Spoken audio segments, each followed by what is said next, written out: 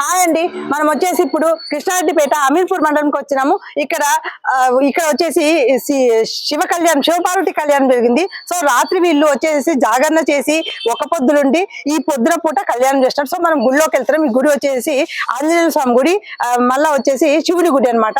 ఇక్కడ ఈ ఆలయానికి చైర్మన్ ఆలయ కమిటీ చైర్మన్ మల్లేష్ గారు ఇక్కడ ఉన్నారు. వారు మనం ఈ ఆలయం గురించి, ఈ ఆలయ ప్రత్యేకత గురించి మనకు చెప్తారనమాట. సో ఇది చాలా పురాతనమైన గుడి. సో మనము చూస్తున్నాం, ఇది ధ్వజస్తంభము చూస్తున్నారు కదా, రాత్రి ఉంది. ఇప్పుడు మనం లోపల పోదాము. సర్పంచ్ గారు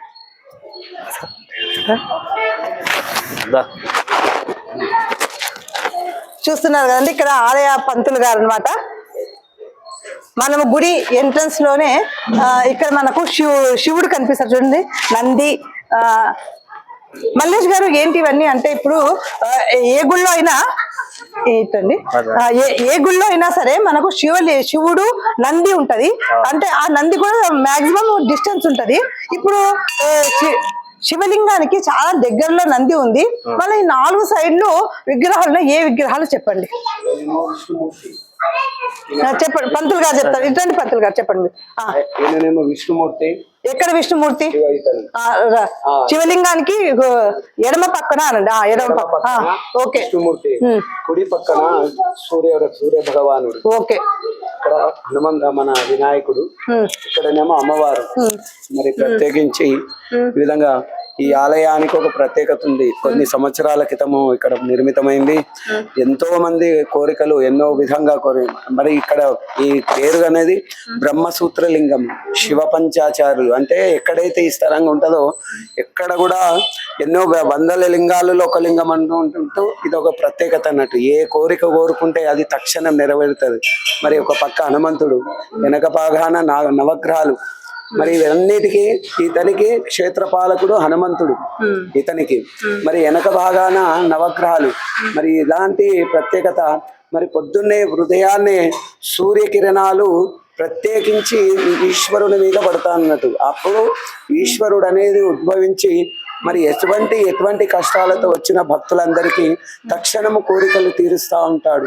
మరి ఎన్నో కష్టాలతోని, ఇబ్బందులతోని అన్ని దేవాలయాలు తిరిగి మరి చివరికి మా దేవాలయం వచ్చి ఎంతో మందికి మరి ఉద్యోగం లేని వాళ్ళకు ఉద్యోగాలు, మరి ఎటువంటి కష్టాలున్నా కూడా తక్షణము తొలగిపోయి మరి ఇక్కడ ఈ ప్రత్యేకత అనేది ఇక్కడ 100 దేవాలయాలు వెతికితే ఈ విధంగా ఒక దేవాలయం అంటే ఈ విధంగా సూర్య భగవానుడు, విష్ణుమూర్తి, నందీశ్వరుడు, మరి అమ్మవారు, ఈ విధంగా వినాయకుడు ఈ విధంగా ఉన్నారంటే వీళ్ళు శివ పంచాచారులు, శివకేశవులు అనేది చాలా తక్కువ. మరి ఎంతో వెతకంగా ఎన్నో దేవాలయ వెతకంగా ఈ విధంగా అందుకనే ఈ శివాలయంకు ప్రత్యేకించి మరి సంజీవ ఆంజనేయుడు. మరి ఇక్కడ ఎంత ప్రత్యేకత ఉంది చూడండి. సంజీవ ఆంజనేయుడు అంటే మరి ఎటువంటి కష్టాలతోని, రోగాలతో ఉన్నా కూడా సంజీవ ఆంజనేయుడు కాలి ఆయనతోని అభిషేకం చేసి ఆయన తలపైన నీళ్లు చల్లుకుంటే ఎటువంటి రోగాలు కూడా తక్షణం మాయమైపోయినాయి. చాలా ఎంతో మందికి నయము అయిపోయినది. ఎటువంటి హాస్పిటల్ ఎన్నో లెక్కలు తిరిగితే కూడా తగ్గని సమస్యలు కూడా ఇక్కడ 5 వారాలు ప్రత్యేకించి మరి ఇక్కడ తిరిగితే వాళ్ళకు ఎటువంటి కష్టాలు కూడా తక్షణం తొలగిపోయినాయి రోజులు ఉన్నాయి. మరి ఇప్పుడు మేము వచ్చి ఇక్కడ నేను ఇక్కడ 2 సంవత్సరాల దగ్గర అవుతుంది. ఎన్నో పరీక్షలు చేసి చూస్తే కూడా మరి హనుమంతుడు అనేది చాలా ప్రత్యేకతం అన్నట్టు నాకు. మరి ఈ విధంగా ఒక్కొక్క దేవాలయం ఈ విధంగా హనుమంతుడు అంటే మరి ఎక్కడ చూసినా వీరహనుమనుడు, దాసాంజనేయుడు ఈ విధంగా ఎన్నో రూపాలుగా ఉంటాడు. కానీ ఇక్కడ సంజీవ ఆంజనేయుడు ఉన్నాడు. అందువలన మరి శివపార్వతులు ఆ విధంగా ఎంతో కొలువై తీరి ఉన్నారు. మరి ఎలాంటి కష్టాలున్నా కూడా తక్షణం తొలగిపోయే ఒక దేవాలయం అంటే కృష్ణారెడ్డిపేటలో చాలా వెలుస్తూ ఉన్నాయి. ప్రత్యేకించి ఒక్కొక్క దేవాలయం తిరుగుతూ ఉంటారు, చాలా ఉన్నాయి. కానీ ఏ దేవాలయమైనా కూడా తగ్గలేదయ్యా. మీ దేవాలయం రాగానే మాకు ఎన్నో కష్టాల నుంచి విముక్తి పొందినాము, మాకు ఉద్యోగాలు వచ్చినాయి, మాకు ఎన్నో సమస్యల నుంచి విముక్తి పొందినమని చెప్పిన వారు ఆయన. ఎంతోమంది మరి జనులు ఉన్నప్పుడు వచ్చినా కూడా వాళ్ళ ద్వారా కూడా మీకు చెప్పిస్తాను అన్నట్టు. అంత ప్రత్యేకత అన్నట్టు. ఈశ్వరుడు మరి విధంగా క్షేత్రపాలకుడు, పరమేశ్వరుడు, సూర్య భగవానుడు, విష్ణుమూర్తి, ఈ విధంగా వీళ్ళందరూ ఒక్క దగ్గర కొలువై ఉన్న ఉన్న క్షేత్రం అంటే ఇది ఒకటే. ఇక్కడ ఎక్కడో ఉంటాయి మారుమూలలో ఏ వందల దేవాలయాల్లో అటువంటి దేవాలయం ఇక్కడ ఒకటి ఉంది అన్నాడు, ఇక్కడ ఉంది. మరి స్థానబలం, ఒక స్థానబలం, యంత్రబలం, మంత్రబలం, ఈ స్థానాన్ని ఈ విధంగా చేస్తూ ఉంటే ఇంకా ఎటువంటి వాళ్ళకు కూడా నేను ఒక హామీ ఇస్తున్నాను అందరికి కూడా. ఏమని? మా దేవాలయం రండి, మీకు ఎటువంటి కష్టాలున్నా నేను చెప్పిన పరిహారం చేసుకోండి, మీకు తక్షణం తొలగిపోతుందని చెప్పిన రోజులు ఉన్నాయి. అందరికీ నయం జరుగుతుంది.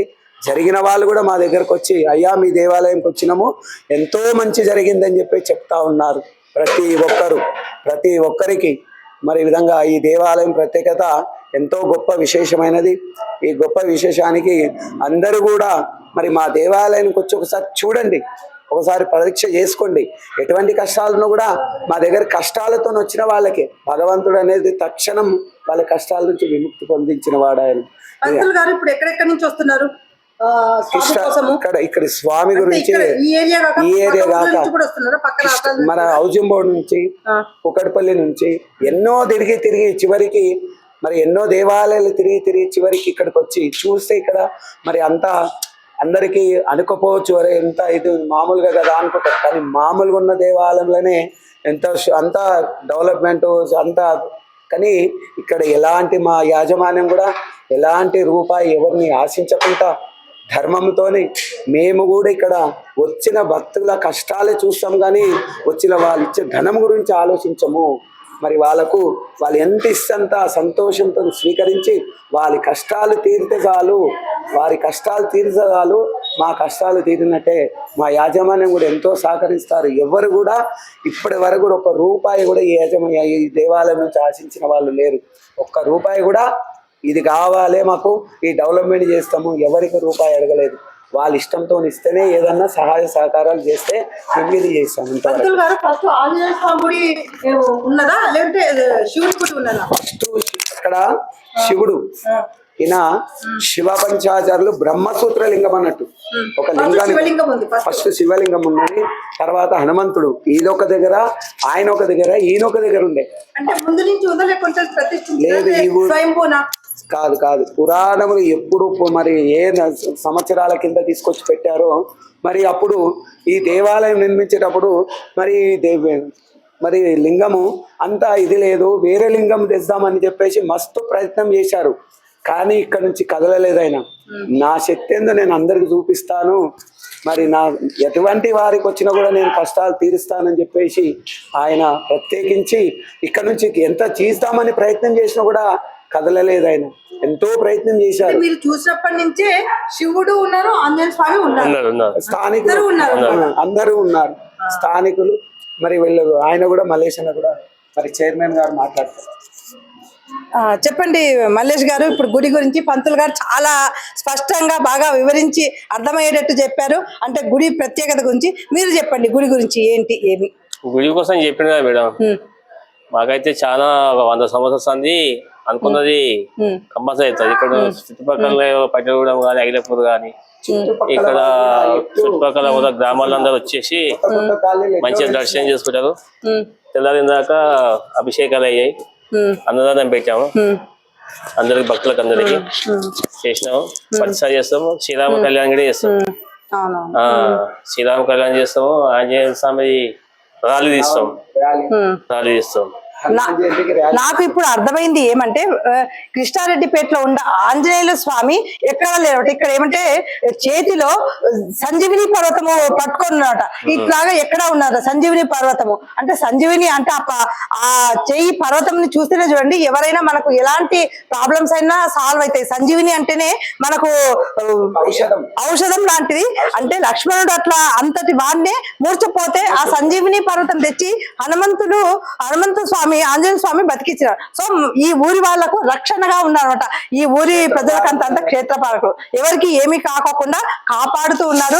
అట్లనే బ్రహ్మసూత్రాల శివలింగం అంటే చాలా గొప్పది. అది అరుదుగా ఉంటది, ఎక్కడ ఉండదంట. సో బ్రహ్మసూత్రాల శివలింగం కూడా ఉండడము ఈ కృష్ణారెడ్డిపేట వాళ్ళు చాలా అదృష్టం చేసుకున్నారు. 2 గుళ్ళు ఉన్నందుకు.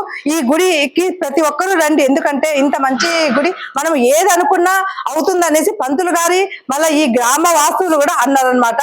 ఏం అనుకున్నా, మనకు ఉద్యోగం రాకపోయినా, పెళ్లి కాకపోయినా, లేకపోతే ఎలాంటి మనము బయట దేశం పోవాలన్నా, ఎలాంటి మనకు ఉన్నా కూడా దేవుడికి వచ్చి ఒక మాట మనము విన్నవించుకున్నట్టే మనస్ఫూర్తిగా నమ్మి మనం విన్నవించుకుంటే స్వామి కంపల్సరీ మనకు మనకు ప్రాబ్లం అర్థం చేసుకొని తీరుస్తారట. మనకు ఆ కోరిక ఏదైతే కోరిక కోరుకుంటామో ఆ కోరిక తీరుస్తారట. అదొకటి. ఇంకొకటి, మనము గుడికి ప్రత్యేకత ఏమంటే, మనము గుడిలో మనము పూజ చేస్తూ ఉంటే ఆ గుడికి అనేది ఒక శక్తి అనేది వస్తుందట, ఒక పవర్ అనేది. ఆ పవర్ మనం ఏమైనా అనుకున్నా కూడా తొందరగా అవుతుంది. సో మల్లేష్ గారు, వెనకాల ఇంకా గుడి ఉందేమన్నా? వెనకాల నవగ్రహాలు, వెనకాల నవగ్రహాలు ఉన్నాయంట. ఇప్పుడు మనము ఈ కమిటీ మెంబర్స్ మల్లేష్ గారు ఇంకా వీళ్ళంతా కలిసి ఇక్కడ ఈరోజు శివ పార్వతి కళ్యాణం చేయించినారు. ఆ కళ్యాణము ఎట్లా చేశారు చూద్దాం పదండి. అంతే,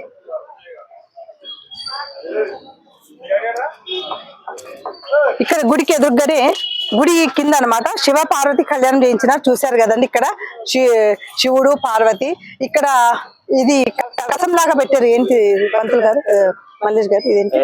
ఇక్కడ గణేశుడు, ఇక్కడ గణపతి పూజ చేయాలి మేడం. ఇక్కడ గణపతి పూజ చేసిన తర్వాత ఇక్కడ శివుడు పార్వతి, శివ పార్వతి కళ్యాణం జరిగింది. ఇవి ఒడి బియ్యం ఇవి వచ్చేసి ఈ ఊర్లో అంగరంగ వైభవంగా కళ్యాణము, ఎంతో అంగరంగ వైభవంగా కళ్యాణము తీర్చిదిద్దుకున్నాము. ఎంతో భగవంతుని ఆశీస్సులతోని మరి ఈ విధంగా ఈ కృష్ణారెడ్డిపేట గ్రామంలో మరి ఇటువంటి మరి ఇంత ఘనంగా జరుపుకోవడం గొప్ప విశేషం. మరి ఎటువంటి ఉన్న వాళ్ళకు కూడా ఎటువంటి కష్టాలు ఉన్నా కానీ వారి కష్టాలు తక్షణం తొలగిపోతాయి. ఏ భగవంతుని దగ్గర ఎట్లుంటదంటే, దేవో దేవాలయము, మరి దేహాన్ని దేవాలయంగా మార్చుకొని ఎప్పుడైతే మనం భగవంతుని దగ్గరకు వస్తామో ఎటువంటి కష్టాలున్నా కూడా తక్షణం తొలగిపోతాయి అన్నట్టు. భగవంతుడు అంటే అంత విశిష్టత మనిషిలో. ఇప్పుడు మానవుడు అనేది జీవనంలో ఒక్కొక్క విధంగా జీవనం సాగిస్తా ఉన్నారు. ఎంతటి కష్టాలున్నా కూడా, ఎటువంటి కష్టాలున్నా కూడా హక్కునే తీర్చుకునే మా పరమేశ్వరుడు మరి హనుమంతుడు, ఆ విధంగా క్షేత్రపాలకుడు అయినటువంటి హనుమంతుడు ఎంతో విశిష్టంగా వెలిసి మరి ఎటువంటి కష్టాలున్నా కూడా తక్షణం తొలగిపోతాయని చెప్పేసి మరి విధంగా మీరు కూడా రండి, వచ్చి ఒకసారి ఆలోచించి విశేషణ చేసుకోండి. మీరు పరీక్ష చేసుకోండి. ఏమని, అయ్యో ఈ పంతులు గారు చెప్పాడు, ఉట్టిగా చెప్పాడా, కరెక్ట్ గా చెప్పాడా అని మీరు ఆలోచించి ఒకసారి కనుక్కోండి. విధంగా మల్లేష్ గారు, మీరేమన్నా మాట్లాడతారా? ఇంకేం లేదు, అంతా అయిపోయిందా? కళ్యాణం చాలా బాగా చేశారు. మీరు మేడం ఇద్దరు కూర్చున్నట్టున్నారు. ఇద్దరు కూర్చున్నారు మేడం, చాలా బాగా చేశారు. అందరూ ఎంతమంది ఈ కళ్యాణంలో పాల్గొని ఉండొచ్చు ఇప్పుడు ఈ కళ్యాణంలో? గ్రామస్తులు మొత్తం, అదే గ్రామస్తులు అంటే అందాజుగా 500, 100, 200 ఎంతమంది? 800 మంది ఈ కళ్యాణానికి, శివపార్వతి కళ్యాణానికి వచ్చినారంట. చాలా అంగరంగ వైభవంగా చాలా బాగా జరిగింది కళ్యాణము. నేను కూడా చూసా, చాలా బాగా అనిపించింది కళ్యాణము. థ్యాంక్ యూ మల్లేష్ గారు. ఓం నమః శివాయ.